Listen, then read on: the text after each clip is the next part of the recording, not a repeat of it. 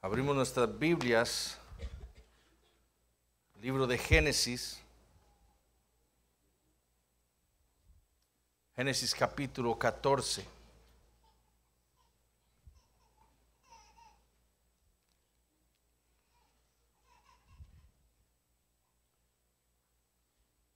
Vamos a leer los versículos 1 y 2. Génesis capítulo 14, 1 y 2. Dice así la palabra del Señor. Aconteció en los días de Amraphel, que rey de Sinar, Arioc, rey de Elazar, Kedorlaomer, rey de Elam, y Tidal, rey de Goim, que estos hicieron guerra contra Bera, rey de Sodoma, contra Birsa, rey de Gomorra, contra Sinab, rey de Adma, contra Semeber, rey de Seboim, y contra el rey de Bela, la cual es Zoar. Si hay una realidad de la que nosotros no podemos escapar, es la realidad de que la vida cristiana es una carrera. Y digo que no podemos escapar de esta realidad porque eso es lo que la Biblia enseña. Eso es lo que la Biblia enseña acerca de la vida cristiana. La Biblia, compara la vida cristiana con una carrera. Por tanto, escribió el autor de los Hebreos, nosotros también, teniendo en derredor nuestro tan grandes nubes de testigos, despojémonos de todo peso y del pecado que nos asedia y corramos con paciencia la carrera que tenemos por delante. Hablando de la vida cristiana. Sin embargo, a pesar de esto, lo que enseñan las Escrituras y el error que nosotros cometemos es pensar que la vida cristiana es una carrera de 100 metros planos, en lugar de verla como una maratón. Y así muchos no perseveran en esa carrera, porque la ven como una carrera corta, no como una maratón de toda la vida. El otro error que cometemos es que pensamos en la vida cristiana como una carrera en plano, cuando la Biblia nos enseña con toda claridad más bien que la vida cristiana no es una carrera en plano, sino una carrera de obstáculos, en la cual el creyente por la fe superará alguna de esas vallas, pero algunas otras le van a estorbar, otras lo harán caer. Pero el creyente por la fe se va a levantar, las va a superar y perseverará hasta llegar a la meta. El verdadero creyente. Así es como nosotros debemos ver la vida cristiana, como una carrera, pero una carrera de obstáculos. La vida cristiana es una vida que está llena de pruebas. Pruebas que, como hemos visto hasta ahora en la vida de Abraham, son traídas a nuestra vida por el Señor, el soberano del universo.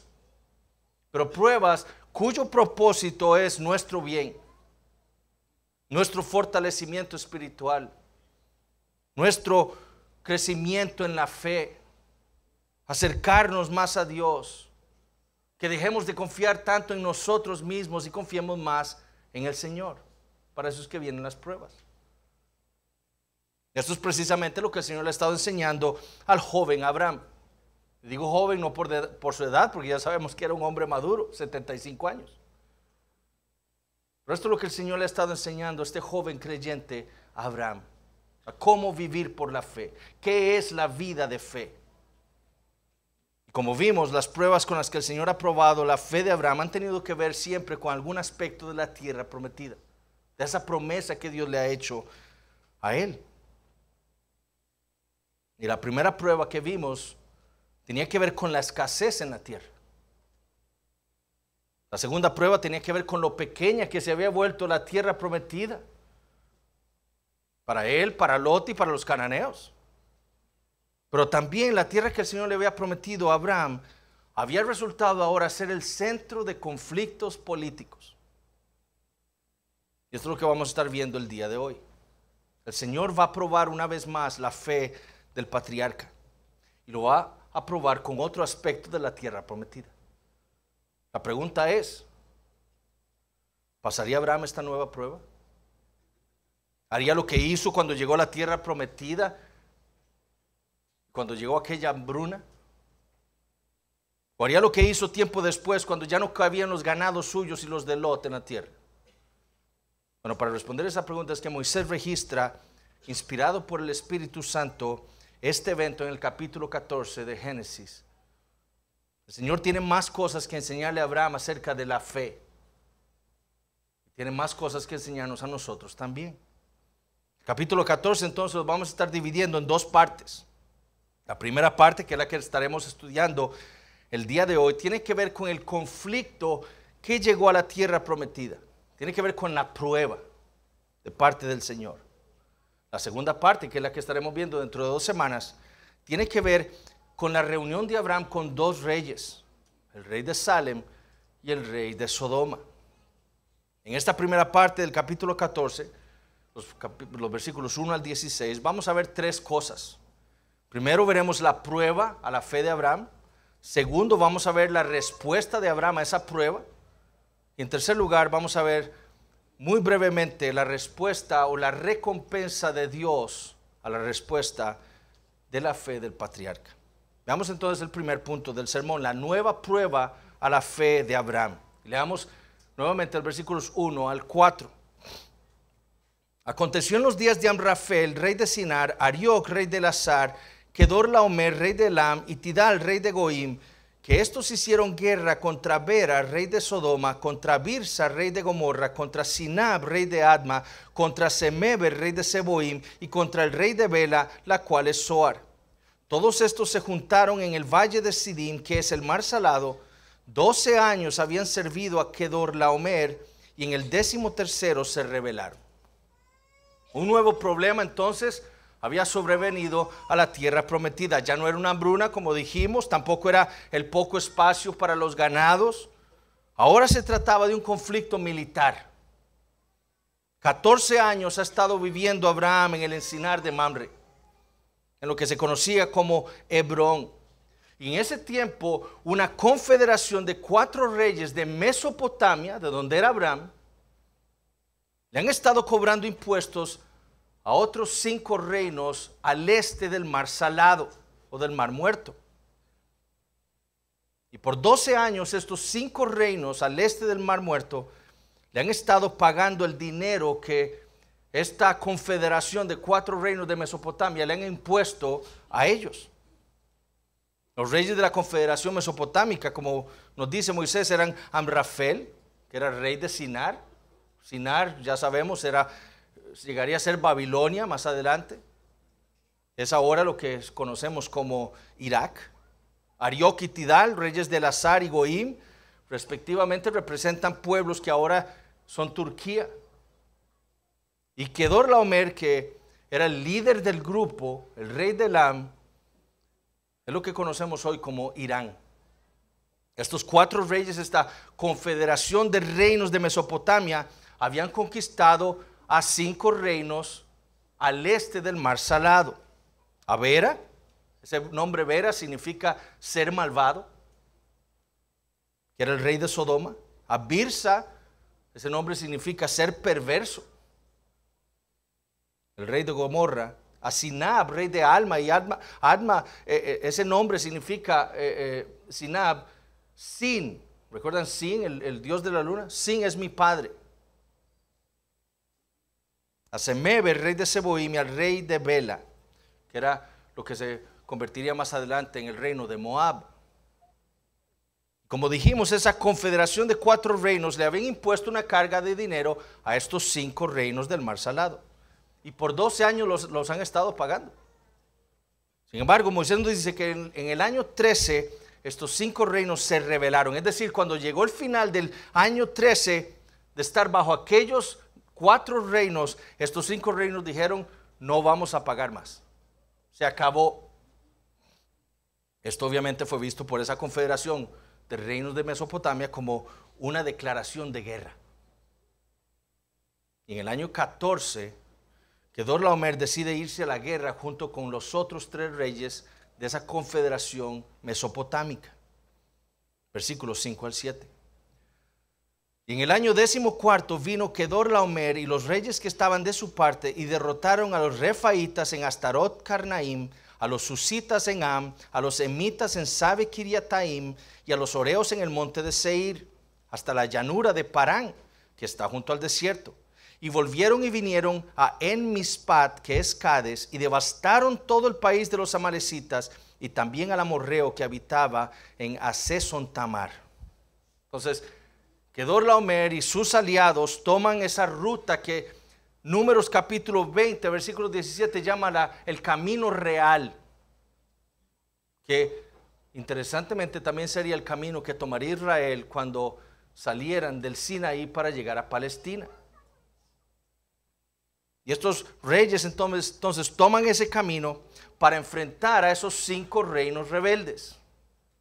Pero en su camino, Kedorlaomer y el resto de estos de esta confederación de 4 reinos derrotan a todos los pueblos que están en su camino.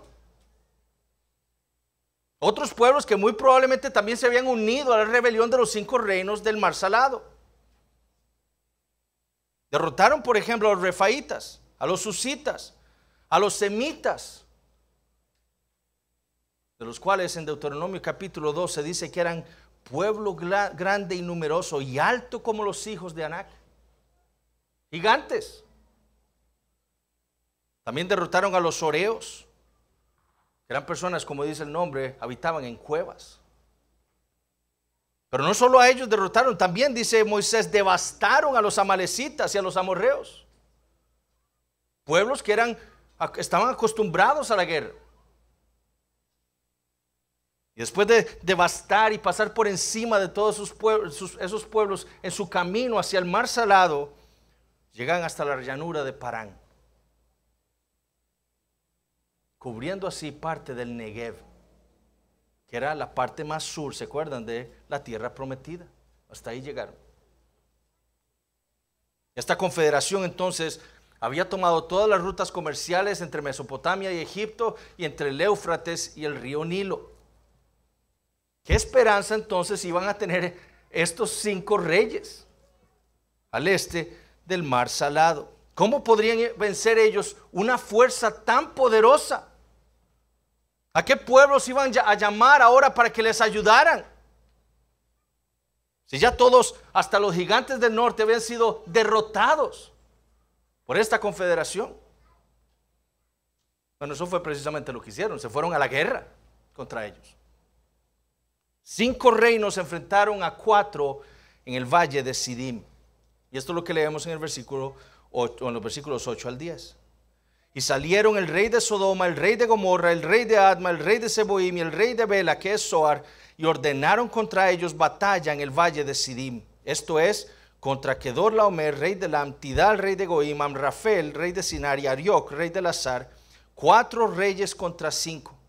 Y el valle de Sidim estaba lleno de pozos de asfalto. Y cuando huyeron el rey de Sodoma y el de Gomorra, algunos cayeron allí, y los demás huyeron al monte. Allí dice Moisés, ahí en el valle de Sidim fueron entonces derrotados el rey de Sodoma, el rey de Gomorra y los otros 3 reinos. Y tal fue la derrota que dice Moisés que algunos cayeron en los pozos de asfalto que habían ahí en Sidim. Ahora, muy probablemente lo que Moisés nos está diciendo a nosotros literalmente es que habiendo en esos pozos, algunos de esos soldados no es que cayeron accidentalmente, sino que voluntariamente se tiraron en los pozos del terror que tenían de esos 4 reinos con los que estaban batallando. Y otros, dice, huyeron al monte. Entonces fueron totalmente derrotados. Y estos reyes de Mesopotamia, entonces, como era típico de los que salían victoriosos, toman todas las riquezas de Sodoma y Gomorra. Todo.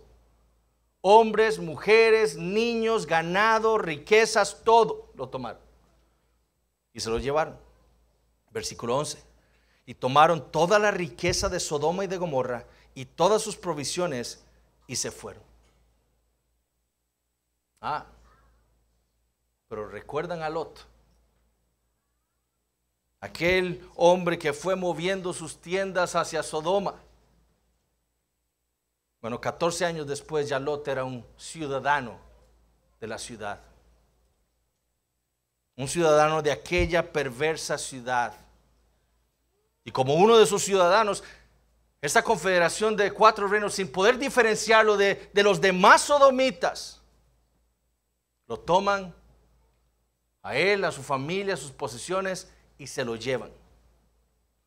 Versículo 12. Tomaron también a Lot, hijo del hermano de Abraham, que moraba en Sodoma, y sus bienes, y se fueron. Esta confederación de reyes entonces habían visto a Lot y pensaron que probablemente por su estilo de vida, por estar ahí en Sodoma, era un sodomita más. Y se lo llevaron cautivos con los demás.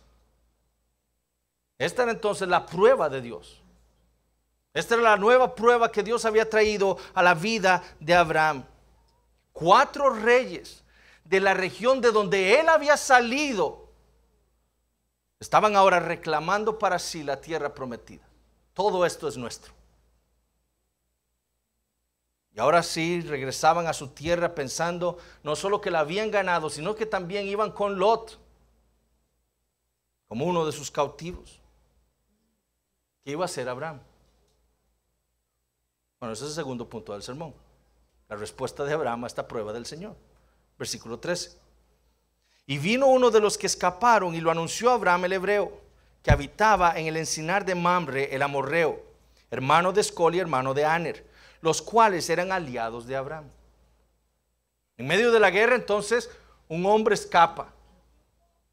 Quizás, no sabemos porque Moisés no nos lo dice, quizás Lot le dijo, vea, vaya a tal lugar, busque a mi tío Abraham y le dice lo que ha pasado. Pero no sabemos de nuevo. Pero noten que este hombre va a buscar ¿a quién? A Abraham el hebreo. Esa es una designación muy interesante aquí, dada por Moisés. Él era el hebreo. Abraham no se conocía como el sodomita, ni el de Gomorra, ni el de Adma, ni el de Seboim, ni el de Bela. Él era el hebreo. Él era el descendiente de Eber, hijo de Sem, aquel a quien Noé su padre le había dado todas las bendiciones. Ese era Abraham. Y así fue como se le conoció a Abraham, Abraham el hebreo. Además, notemos dónde encontró este hombre Abraham. ¿Dónde estaba Abraham? Él estaba en el encinar de Mamre, el amorreo. Abraham no se había ido de la tierra prometida, él estaba ahí. 14 años después estaba ahí todavía. En el encinar de Mamre. Lot se había mudado a Sodoma. Pero Abraham se había quedado ahí en la tierra que Dios le había prometido a él, en el lugar en donde él había construido un altar para Jehová. Ahí estaba él. Esa era la fe de Abraham. Bueno, este hombre llega a buscar a Lot. Notemos lo que hace Abraham, versículo 14. Oyó Abraham que su pariente estaba prisionero y armó a sus criados, los nacidos en su casa, 318, y los siguió hasta Dan. Pensemos, ¿qué pudo haber hecho en esta situación el Abraham de Génesis capítulo 12? Aquel Abraham que cuando vino la prueba prefirió confiar en su propia sabiduría que en la palabra de Dios. ¿Qué pudo haber hecho en una situación como esta? Bueno, aquel Abraham de Génesis 12 pudo haber pensado lo siguiente. Primero pudo haber pensado esto. ¿Por qué razón me voy a ir yo a la guerra con un ejército tan poderoso? Tenemos que aceptar la captura de Lot. ¿No queda más? Pobrecito. Pero a mí me hicieron las promesas. Yo me tengo que cuidar. Porque eso fue lo que pensó cuando vino la hambruna, ¿se acuerdan? Él pensó primero en él y puso en riesgo la vida y el honor de su esposa. Ese es el Abraham de Génesis 12. Ese Abraham también pudo haber pensado lo siguiente: Dios es soberano. No hay nada que ocurra en el mundo que Dios no lo haya determinado. La captura de Lot, por lo tanto, estaba dentro de los planes de Dios. así como la captura de la tierra prometida. ¿Cómo voy yo a interferir en los planes de Dios? Mejor me quedo aquí tranquilito. Tercero, Abraham también pudo haber dicho que Kedorlaomer solo llegó hasta el Negev. Si yo voy ahora a tratar de liberar a Lot, Kedorlaomer va a saber dónde vivo yo y va a querer tomar todo el resto de la tierra prometida. Mejor me hago el tonto y no llamo la atención. Cuarto, también pudo haber pensado esto: de ahí, ese es el juicio de Dios sobre Lot. Él codició Sodoma, aquella ciudad perversa, habitó allí. Lot se merecía el juicio de Dios. Que Lot asuma ahora las consecuencias de sus decisiones. Pero Abraham no hizo nada de eso. Él escuchó de Lot y lo recordó como su pariente, literalmente como su hermano. Abraham no haría lo mismo que a Caín, como vimos también la semana pasada. Él era el guarda de Lot y por lo tanto él debía responsabilizarse de él.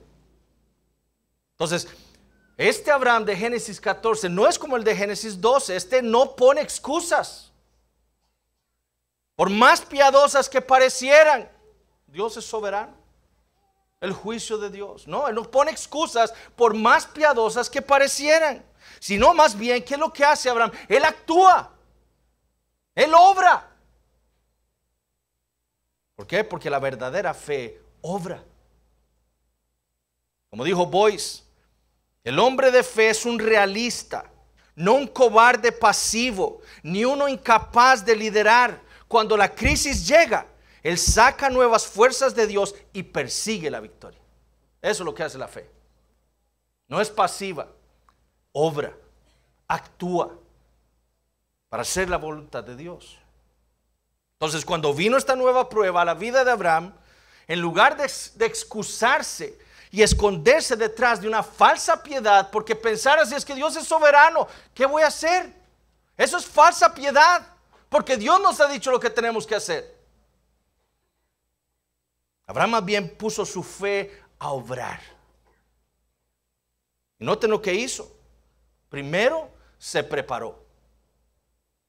En el versículo 14 nos dice que Abraham armó a sus criados. Estos eran hombres que habían sido entrenados para la guerra. Aquí está hablando de soldados en medio de toda esta caravana de Abraham. Abraham sabía probablemente que en algún momento él necesitaría defenderse de ataques enemigos. ¿Y qué hizo? Entrenó hombres, 318, para tener su pequeño ejército. Se preparó.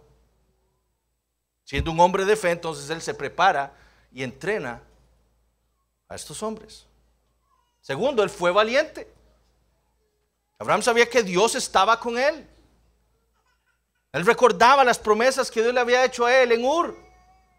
Te bendeciré. Bendeciré a los que te bendijeren. A los que te maldijeren, maldeciré.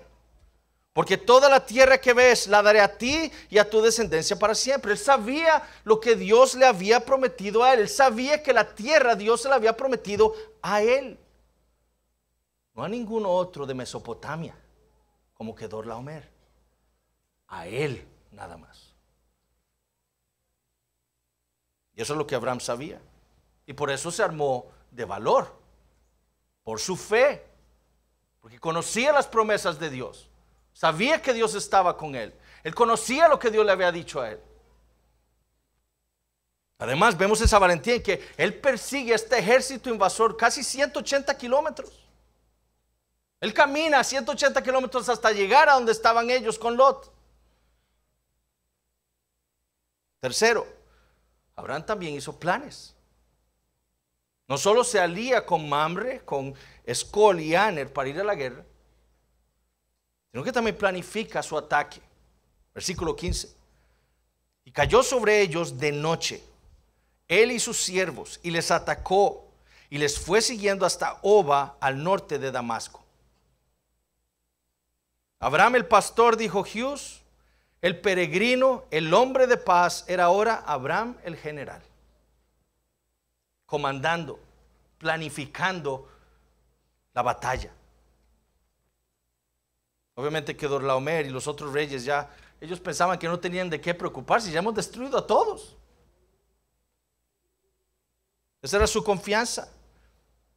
Y fue por eso que Abraham decide atacarlos de noche, no de día.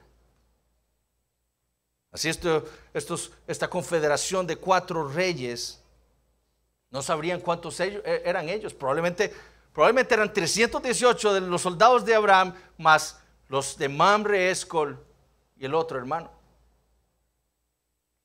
Pero eran muchísimo más pequeño ese ejército que los que tenía esta confederación. Y por eso deciden atacarlos de noche. La derrota fue tal que a Kedorlaomer y a los otros 3 reyes no les queda otra más que huir. Y valientemente Abraham los persiguió hasta Oba, que es camino a Damasco. Pero lo que debemos notar y lo que Moisés quiere que nosotros entendamos es que la victoria vino por las acciones de Abraham. Acciones que Abraham tomó por fe, por lo que él sabía de la palabra de Dios, de lo que Dios le había dicho a él. Fue porque Abraham le había creído a Dios que él fue a la guerra contra aquella gran amenaza. Fue por esa fe que Abraham entonces salvó a Lot, su hermano también. Porque mis hermanos, la fe verdadera no es pasiva. La fe verdadera obra. Y ese es el punto de toda esta narración. La fe verdadera no es pasiva, obra. ¿Y cuál fue la recompensa de esa fe de Abraham? Este es el punto final del sermón, versículo 16. Y recobró todos los bienes y también a Lot su pariente y sus bienes y a las mujeres y demás gente. Obviamente Abraham, si había algo que Abraham sabía, es que la victoria contra esta grande coalición de ejércitos no llegó por su sabiduría ni por su fuerza, ¿verdad? Ni por su liderazgo.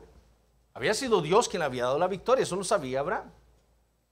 Fue Dios quien derrotó a aquel poderoso ejército. Ahora, notemos que en Génesis 14, Dios no habla en Génesis 14, pero ahí está presente, dándole la victoria a Abraham por su fe. Como Gedeón derrotaría más adelante, años después, a los madianitas, así derrotó a Abraham aquel ejército. Ciertamente le dijo el Señor a Gedeón: yo estaré contigo y derrotarás a los madianitas como un solo hombre. Así mismo derrotó Abraham a este gran ejército. Como lo admitió Gedeón después: levantaos, porque Jehová ha entregado el campamento de Madián en vuestras manos. Levántense, es Dios quien lo ha entregado. Vayan y destruyanlos. Abraham sabía eso, que Dios fue quien le dio la victoria a él. Y fue con esa misma fe que entonces fue a esta guerra contra Kedorlaomer y su ejército. Abraham no le preocupó que ellos hubieran destruido gigantes, ni a los amalecitas, ni a nadie más, ni a ningún otro pueblo apto en la guerra. Porque Abraham sabía que Dios estaba con él. Él sabía que Dios le había hecho las promesas a él. Y esa fe fue lo que lo motivó a él a ir con toda confianza a salvar a Lot. Y a derrotar entonces a este ejército invasor. ¿Y cómo lo recompensó el Señor? Le dio la victoria. Abraham recobró todo lo que Kedorlaomer se había llevado de Sodoma y de Gomorra y a Lot y los bienes de Lot. Pero entonces llegamos a la pregunta final de cada exposición que hacemos de las Escrituras. ¿Qué aprendemos nosotros de este evento en la vida de Abraham? ¿Cómo podemos aplicar nosotros esto a nuestras vidas? Bueno, nosotros podríamos hablar aquí, usar este pasaje para hablar de la validez de la guerra y el cristiano, porque de eso habla este pasaje, de la guerra. Abraham teniendo soldados, preparándose para ir a la guerra. Podríamos hablar de la guerra espiritual y de cómo se debe luchar. Pero yo no creo que ese sea el punto principal del pasaje, como les dije. El punto más importante de estos primeros 16 versículos es este: la fe verdadera obra. Ese es el punto. Como lo dice Santiago, la fe sin obras está muerta. Eso es lo que Moisés nos está mostrando aquí con este evento en la vida de Abraham.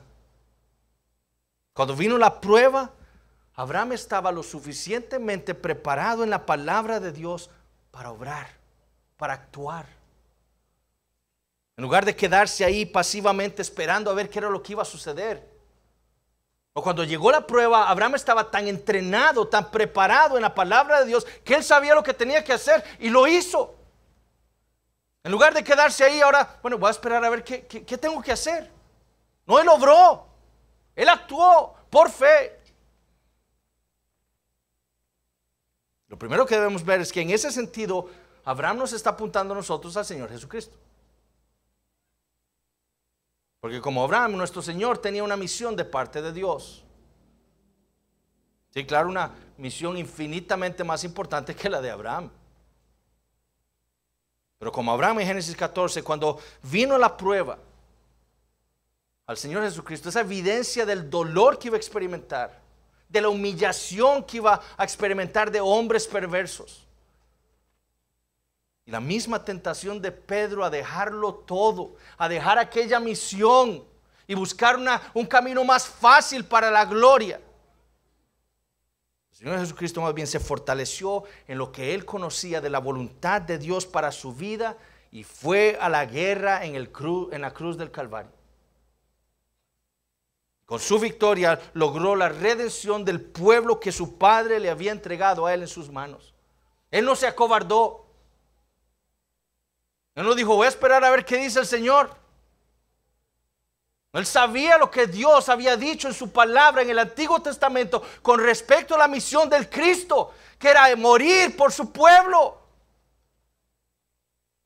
Y por su fe, como el hombre perfecto, como el varón perfecto, dispuso su cabeza para ir a Jerusalén a morir en la cruz del Calvario para redimir a su pueblo. Gloria a Dios, mis hermanos, por el Señor Jesucristo, el mejor Abraham. Jesús, mis hermanos, no fue pasivo en esa carrera que Dios su Padre le había puesto por delante a él. Más bien él entendió que Dios cumple sus propósitos por medio de nosotros, medios secundarios. Y con ese entendimiento entonces el Señor Jesucristo obró y murió por su pueblo. Como recompensa nos libró a nosotros de la esclavitud del pecado. Como Abraham regresando con Lot, después de haberlo libertado, así regresará el Señor con nosotros, su pueblo, victorioso. Pero no para dejarnos en el mismo lugar, porque Lot volvería a Sodoma. No, el Señor logró una redención en donde Él nos rescató de esa esclavitud y nos llevará a la ciudad celestial. Mis hermanos, es este evangelio lo que nos debe motivar a nosotros a vivir la vida cristiana de una manera distinta. Porque hay un grave error que se ha propagado dentro del cristianismo. No solo en el pasado, sino también el día de hoy. Y ese error es el error del quietismo. Aquellos que pasan diciendo, voy a orar para ver qué quiere el Señor de mí. Y no hacen nada. Voy a dejar que sea el Señor el que me mueva a hacer lo que Él quiere que yo haga. Yo sé que tengo que orar más. Voy a orar para que el Señor me dé ese deseo. Yo sé que tengo que leer más la Biblia. Voy a orar para que el Señor me dé ese deseo, de ese amor por la palabra. Voy a orar para que el Señor me dé ese deseo de venir a los 2 cultos. Ahora solo tengo ganas de uno.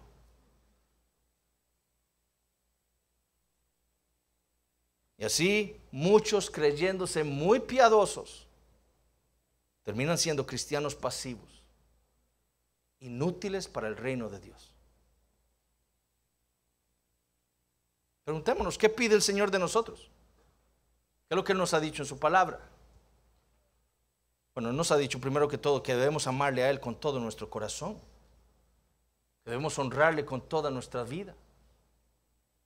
Bueno, ¿qué estamos haciendo nosotros para entonces lograr tener una mejor comunión con Él diariamente? ¿Qué estamos haciendo para poder tener una mejor vida devocional privada?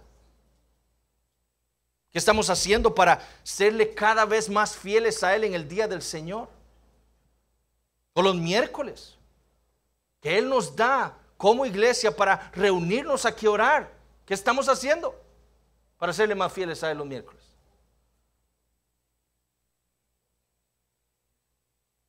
¿O solamente nos hemos dedicado a orar y ver qué es lo que el Señor va a hacer para darnos ese deseo para leer la Biblia, para orar, para venir a los cultos los domingos, para venir los miércoles, para que me quite ese cansancio que tengo después de llegar del trabajo los miércoles y poder venir aquí a orar?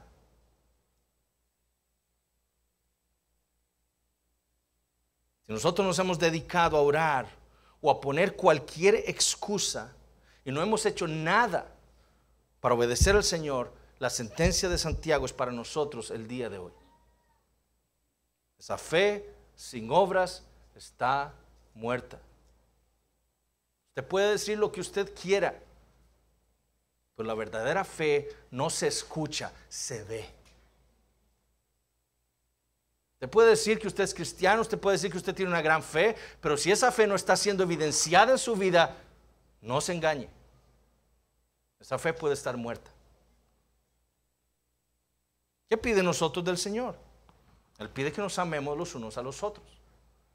Un mandamiento nuevo os doy, que os améis unos a otros, como yo os he amado, que también os améis unos a otros.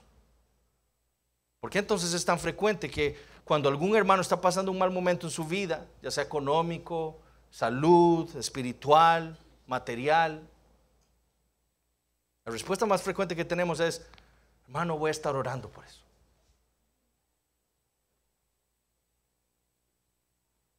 Cuando nosotros sabemos que podemos hacer mucho más que eso.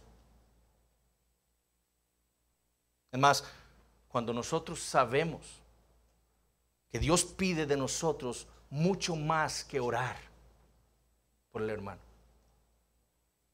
De nuevo escuchemos lo que dice Santiago.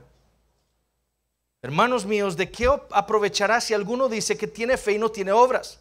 ¿Podrá la fe salvarle? Y si un hermano o una hermana están desnudos y tienen necesidad del mantenimiento de cada día, y alguno de vosotros le dice: id en paz, calentaos y saciaos, pero no les dais las cosas que son necesarias para el cuerpo, ¿de qué aprovecha? Así también la fe, si no tiene obras, es muerta en sí misma. Usted sabe que puede ayudarle al hermano con X cosa, y lo único que le dice es: hermano, voy a orar. Su fe está muerta. Porque la fe obra en favor de nuestros hermanos. De nuevo, Abraham fue informado de lo que le había sucedido a Lot, y él no dijo: voy a orar por Lot.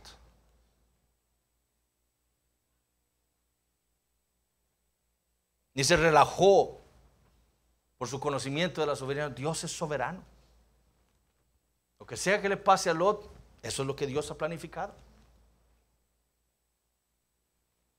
No, Abraham actuó y fue en la ayuda de su hermano, de Lot. ¿Por qué? Porque la fe verdadera obra.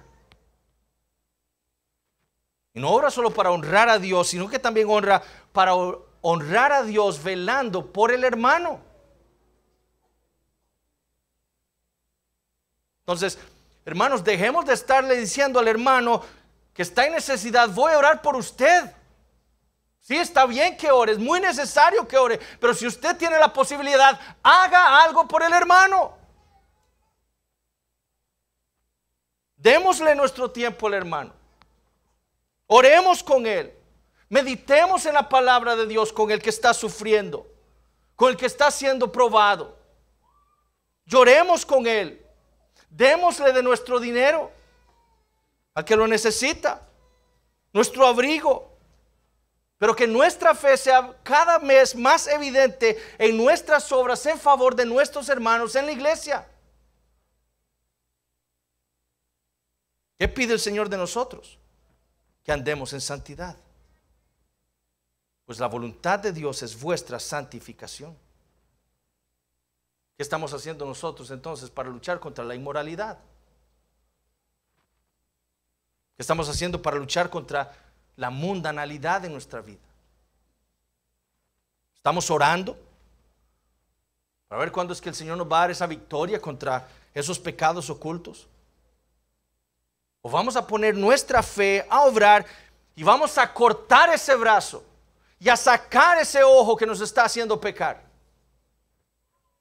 Ese televisor, esa computadora, ese teléfono en nuestro cuarto, esas amistades del mundo, esos programas que nos están llenando la cabeza con basura, con perversiones, con cosas que van contra la palabra de Dios.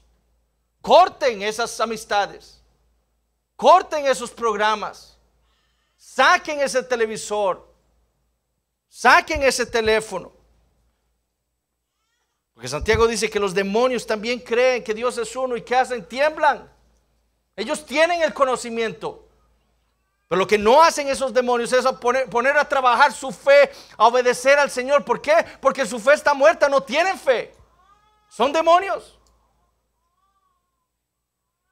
¿De qué nos sirve a nosotros saber que la inmoralidad y la mundanalidad son pecado para nosotros? Si no estamos haciendo nosotros algo para luchar contra esas cosas. ¿De qué nos sirve a nosotros? Saber que la inmoralidad es un grave pecado contra el Señor si yo no estoy haciendo nada para matar ese pecado en mi vida. Es vano. Lo único que una vida así puede demostrar es que esa fe está muerta.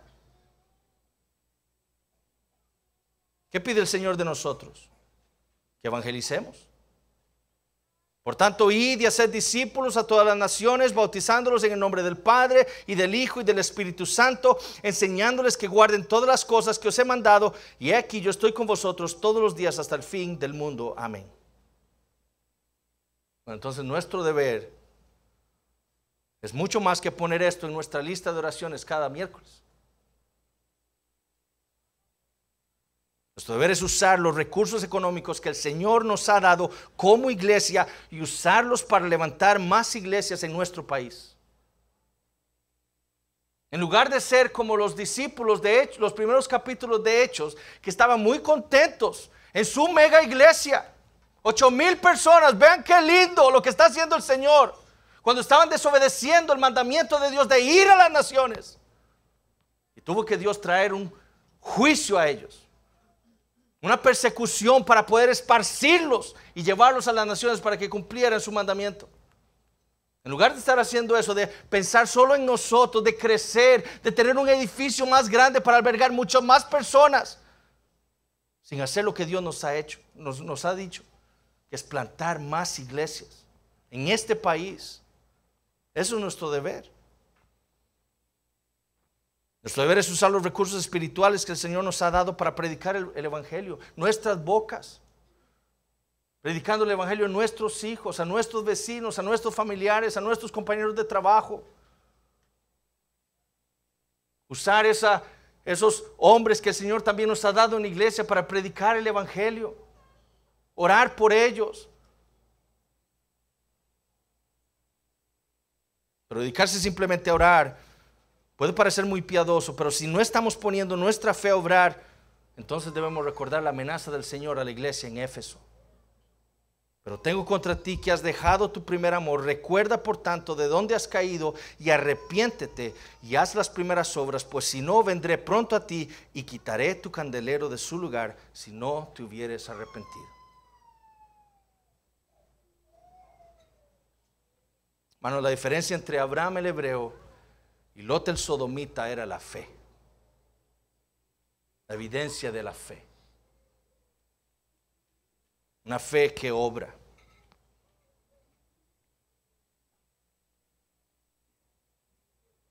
La misma diferencia entre Eduardo el cristiano y Eduardo el rudito en el hospital. Así me decían a mí, el rudito. El rudo era mi papá, yo era el rudito. Ese hombre inmoral, autosuficiente, mal hablado, mundano, codicioso, egoísta. Sí, Lot era un creyente, pero la manera en la que vivió su vida lo hizo inútil para el reino de Dios. La verdadera fe, mis hermanos, hace, obra. Lo obra todo para la gloria de Dios.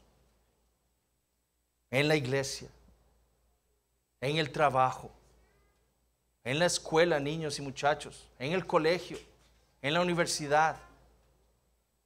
La fe obra todo para la gloria de Dios. Obedece en todo al Señor. En medio de las pruebas. Cuando viene un problema económico en nuestras vidas, la fe obra en obediencia al Señor. No se excusa, no es pasiva, sino obra. Cuando viene la enfermedad, la fe no pone excusas, sino que sigue obrando, obedeciendo al Señor. Eso es lo que hace la fe. Mis hermanos, que nuestra fe sea evidente a todos, no por lo que decimos, sino por lo que hacemos.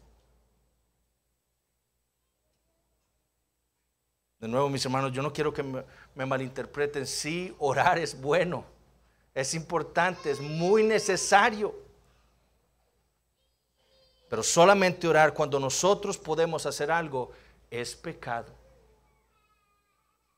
Y es como vimos hoy en la clase dominical con el pastor Ronnie, es tomar el nombre de Dios en vano. Eso es. Que el Señor entonces nos guarde de vivir vidas así. Que nuestra fe sea evidente a todos en una fe que obra para la gloria de Dios. Vamos a orar. Padre Celestial, te damos gracias por tu palabra. Te damos gracias por lo que nos has enseñado el día de hoy. Señor, bendice tu palabra, Señor. Que tu Espíritu Santo la aplique en nuestras vidas, confrontándonos a nosotros, Señor, en la manera en la que estamos viviendo. Pero también, sobre todas las cosas, fortaleciéndonos y animándonos a caminar esta carrera que tú has puesto delante de nosotros con una fe que obra, una fe que confía en ti, que confía en tu palabra y que obra todo para la gloria tuya, Señor. Te pedimos que ayudes a esta iglesia local a serte fiel a ti. Y te pedimos también, Señor, que nuestros niños y las visitas que hoy están entre nosotros también puedan, Señor, correr esa carrera que solo tú puedes dar, la carrera de la fe. Sálvale, Señor, para tu gloria lo pedimos. Amén.